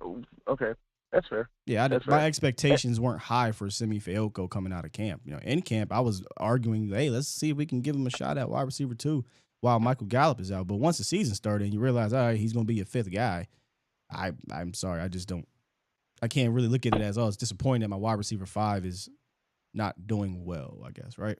So that's an interesting name, but context matters, right? Like if that's the case, your third, fourth string, all those guys are disappointing. So I guess like now the other portion will probably be like where like after with this bye, what are we looking for to try to like say, all right, we're gonna take what's the positives. We've now established that we found something within this 3 tight end set. We've established that, we can get something really going with TP, with him just doing this dolo. And now we're going to be trying to work back in with this 2-headed monster. I still don't actually know what's going on with Zeke's knee. I know they said that it was a grade. Initial things was it was grade 2. Then they said it was just a regular sprain and whatnot. I don't know how that is. So like if Zeke is okay coming off the bye, like how that's going to turn into. So like what do you think that the Cowboys are going to actually start working into once we start getting back into that grind for week 9 and whatnot? Are you saying like how do they like what do they need to build on? What do you think? Yeah, what do you think that we'll actually? Because like if we're actually going to, I trying to word things appropriately. Right. Yeah, I'm trying to get your question because at first it sounded like you were saying like what do they, what should they continue to build on? Because we are, like you said, we're 6-2. You're doing some good things coming off a game with Tony Pollard. I think you mentioned the tight ends. So I guess like that's what I'm getting at. It's like with what we've learned, I guess the basics being from this last game with Chicago. Mm-hmm. What do you think that we actually should utilize from what we learned from that game?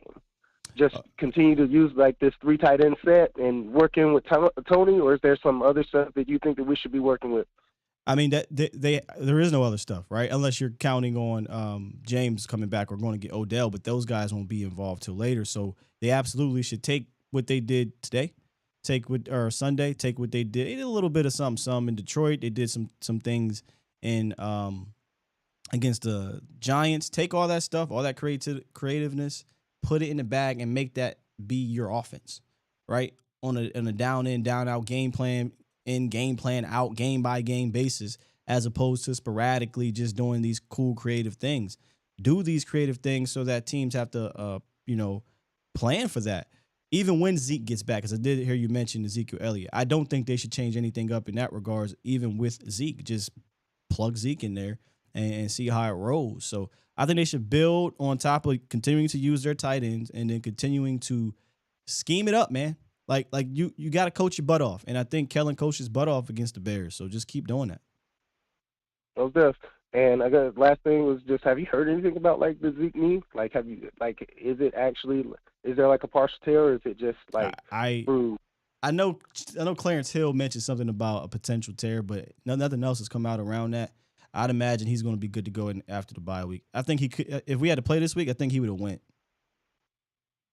Yeah, I didn't know because like I heard the same thing. That's why I was like, I heard it was a partial tear, and I was like, okay. So like Professor. All good, man. We got it. But hey, dog, good call. Appreciate you calling in, man. Appreciate the support. Make sure you come back, man.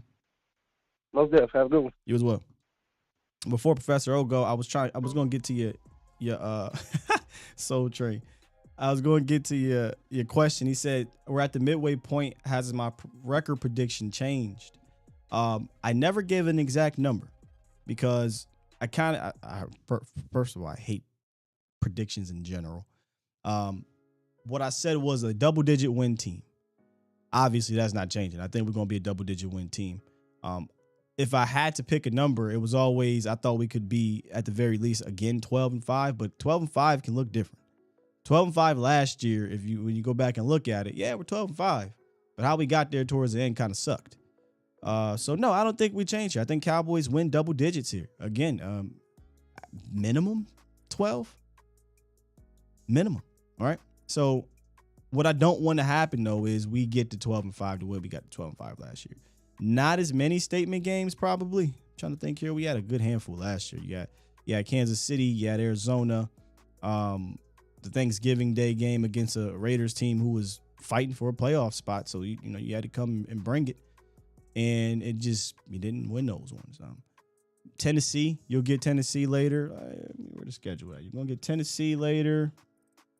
You're going to get Philly. Hopefully Philly means something. A little nervous about that. You got Green Bay who's going to be fighting, and you got Minnesota. So you got, it might not be the same as last year, but Minnesota, New York, they ain't going nowhere. Tennessee. I don't know what Indy's going to be by that time. So, it may not be the Chiefs of the worlds, but those are still going to be games that we want to see the Cowboys come out of with the dub as opposed to last year. So, you're right, Shaq. Y'all, the last year Vikings are not this year's Vikings, which is why I will put that up there as, okay, this is, if you want to use the term statement, it's one of them games. I think we called it checkmark game or something like that. This is one of those games where, all right, 6-1, we beat you. Or 7-1, whatever it is. Tennessee is still fighting and scrapping. And Indy will be fighting and scrapping too. Listen, no game is easy in the NFL. Well, except maybe tonight. Philly gets Houston and Brandon Cooks don't want to be there. That might be them. But you can't take anybody for granted, right? And I just think that the Cowboys have an opportunity here to, at the very least, match their record from last year. I shouldn't even say very least. Match their record from last year and at the very least win 10 games. That's the very least, which is double digits. All right, Deshaun, send us out of this fantastic award show day. What's goody? All right. Good morning, Sky. Looking all sharp and nice. I see you. I appreciate you, man. Listen, you know how we do. We got to do it big. Everything we do here, we do it big. It's Texas. I got you. So, for me, the most impactful player, because I know, I have a correct category for impactful player, I think it's D-Law. Because he makes a lot of plays and interesting. He gets into the dirty work type of thing. It's so impactful how he can cause a fumble, how he had that 3-sack three-sack game in the Giants. He made a lot of impactful plays throughout the season. So is this impactful player not named Micah Parsons, one of those type of things? Pretty much, yeah. He's Yeah, you got a good point there, and it's funny you say it coming off of the game. And with the Bears, but you're right. D-Law, he didn't got all the crazy sacks, but I said it before, time and time again, he makes plays in that run game, and he made maybe the second play of the game against Detroit. He had a little tough go about it against the Bears. Okay, and then me, I feel like for the other caller, Jerry did say he predicts Zeke to be playing. So I just while you was talking, I read about that. So Mr. Jones said he expects Zeke to be playing, but we'll see. They said they'll monitor it. Yeah. If he doesn't play next week, one or two things is happening here. They feel confident rolling into Green Bay with the running backs they have, or Zeke is like really something's wrong. But I'd imagine going on the road in Green Bay. Green Bay's defense hasn't been the same, but nonetheless, I think they would like to have Zeke in that game. Yeah.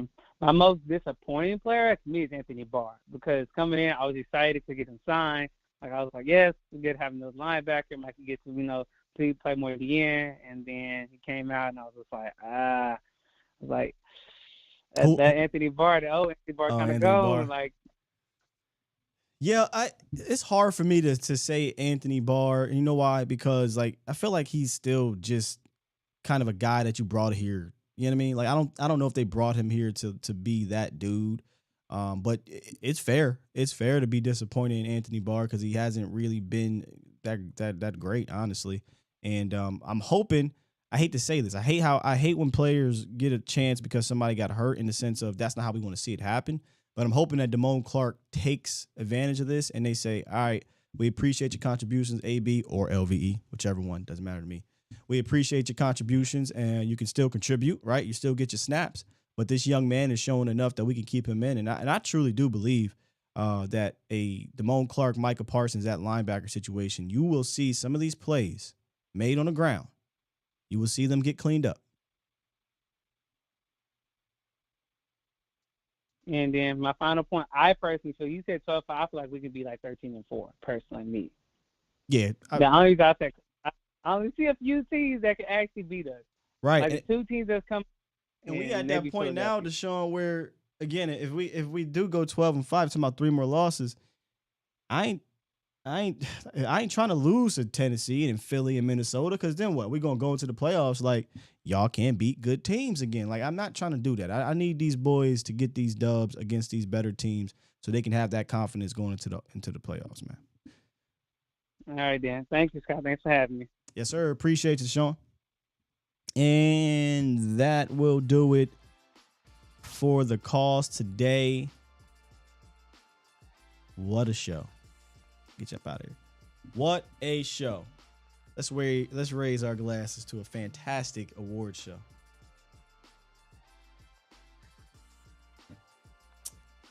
Gotta do this again.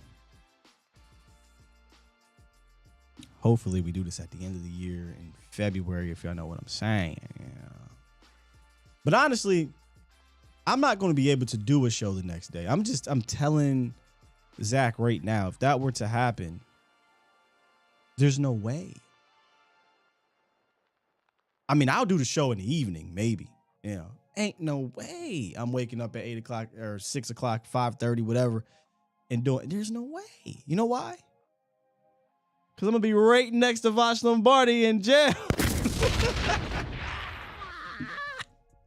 But anyway, we're not going to go that far, y'all. We're not going to go that far. Shout out, Chris said, man, Scott be drinking at 10:30. No, but this is juice. Yeah, man, I ain't going to do that to y'all, man. Come on. That's juice. We're just having fun today.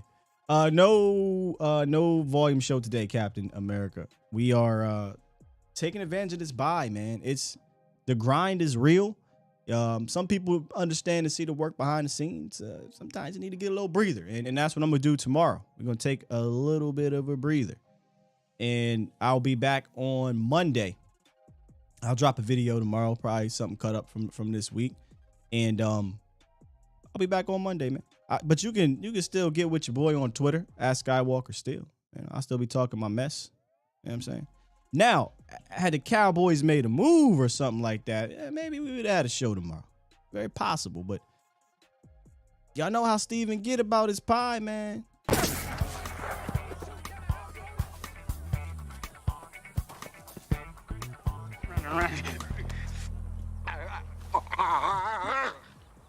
Y'all know that's how I get. Y'all know that's how I get about his pie. So, we're not going to be able to talk about a potential move in that manner. But waiting to get a time frame here. Roundtable tomorrow evening.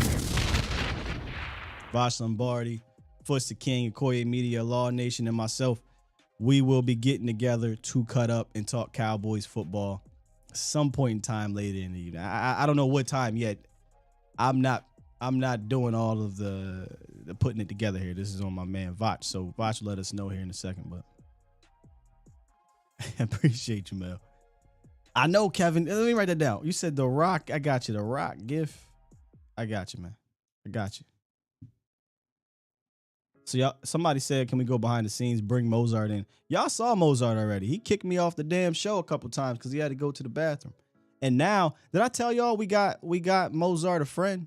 We adopted another dog. Her name is Fiona. German Shepherd. She's a little older.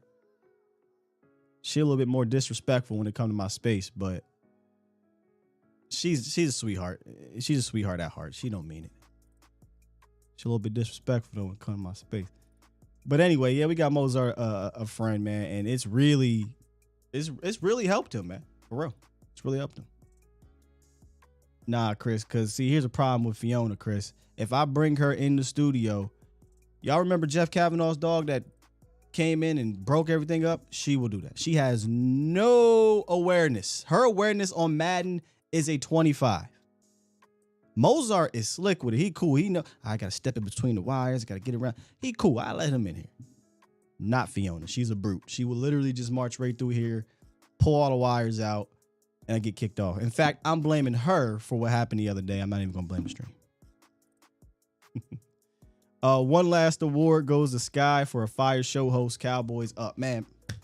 Appreciate it, man. We are about to head out. Y'all were great. I had fun today. Honestly, I didn't know where this was going to go. I knew I was going to have fun with y'all with it, but I kind of wish I did more awards. So this is one of those ones where we got to put in the vote and we got to make it even better next year. And who knows? Maybe we'll be in the studio somewhere. Maybe we get real nice with it. How old is her? How old is Fiona? She's, I think, 7. So she's a little older. Do me a favor on the way out, guys. Hit that like button. If you're new to this, subscribe. If you can't figure out why can I not comment, it's because you're not a subscriber. So go ahead and subscribe, all right? And holla at me on Twitter. At Skywalker Still. You can see it right down there. DFW Turf Ticker, #1 artificial turf in the DFW area. You can also find our guys, our fantastic writers on A2ZSportsDallas.com. And I still want to get a segment where I can get those boys on the show. And they put up the audio on all the podcasting platforms. So make sure y'all do that. With that said, who y'all got tonight? Who y'all got tonight? Philly gonna blow those bums out. But I am rooting for Houston to get this dub. Because at the end of the day, it's Philly. Let's get out of here, man. Let me hit this button. What a show. One last time. One last time, man.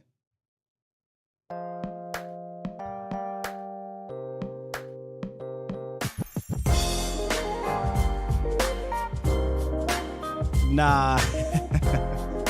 Best Jerry Jones looking like. I think I look sharper than Jerry Jones. If you like my jacket, hit the like button. I love this jacket, man. I'll see you on Monday. Y'all have a good weekend. We out here. Peace. Love you.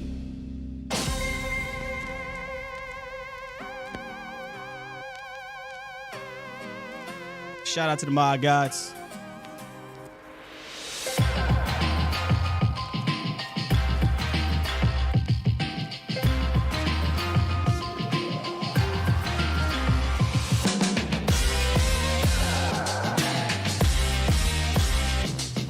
Thank you, Mom Dukes.